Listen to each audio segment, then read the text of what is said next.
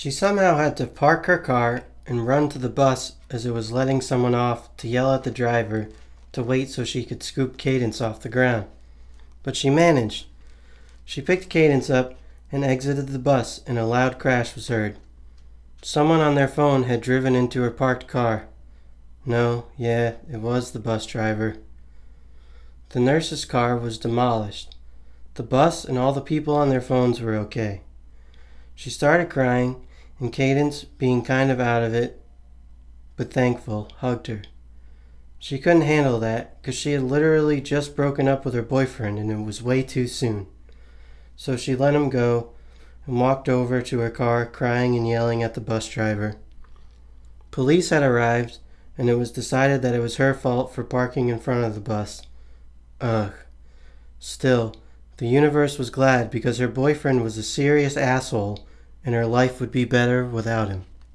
Cadence hadn't had this much social interaction ever. He was drugged up and discarded by the healthcare system. He hugged a nurse, and she was deeply offended. It seemed like love would never enter his life. He went home and rested and went back to work and stayed stained by the sound of the rhythmic knocking of the hammer and buzzing of the saw, and the pictures of models who at one point in their life decided to pose nude. His neighbor Tom Todd yelled, "Hey!" And Cadence responded, "Yeah?" And Tom Todd denied, "No, not you. I was yelling at that squirrel. It keeps trying to fight my small dog." "Oh, okay," Cadence shrugged and pondered what a small dog fighting a squirrel would look like. He had a job to finish that week, and even though he was beat up by life, he made sure to get there, because he's literally the only contractor to ever finish their work. The houses he built were much like himself, weird, dark, and angly. Some might say they remind you of Tim Burton's work, but most would call that unoriginal, although it's not entirely a bad reference. They had crazy, impossible angles and sleek curves that somehow worked together. They truly were beautiful and much appreciated by the people he built them for.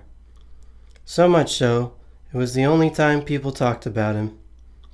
He was recommended so much that the entire town started to look like his creation. He took pride in this, as he should, but continued to live a pretty solitary life. Cadence was sitting on the couch watching an episode of Conan and drinking a Coke. TV was a great escape for him and made him feel like he had friends. He wondered what their lives were like outside of the show. Even for written shows, he wondered that. He thought about how nice it would be to have a conversation where someone actually listened. While he was deep in thought, zoning out and missing a solid joke on Conan, his house shook and was filled with noises of enormous tree branches breaking, an entire factory of tinfoil crinkling, and a really big firework all at once. A lady had just driven into his house. To no one's surprise, she was checking her cell phone. To Cadence's surprise, his anger over everything washed away when their eyes met. And no, not only women crashing is a joke about women drivers. I made the bus driver a woman because I didn't want everything to be stereotypical, so there. They didn't know if it was love, but they knew to feel this great and a major accident was a good sign. Unfortunately, she passed out almost immediately after, but woke up in the hospital with Cadence by her side. "I hope this isn't weird," he apologized for being there. "It is a little, but like a good weird," she assured him.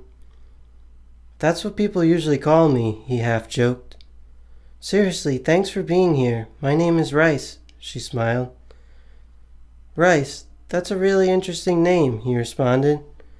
"Yeah, well, I was born really premature, so my dad joked that I was so small and white that I looked like a little piece of rice," she thoroughly explained. "Wow, that's a great name then," Cadence smiled. "Thanks, what's yours?" she asked. "Oh, my name is Cadence. Sorry," he shyly said. "Don't be sorry, that's a lovely name. Is there a story behind it?" she inquired. "Well, I don't really remember. You see, my family randomly moved out a while ago while I was building a model house, and I never heard from them again. Yours too? She joked.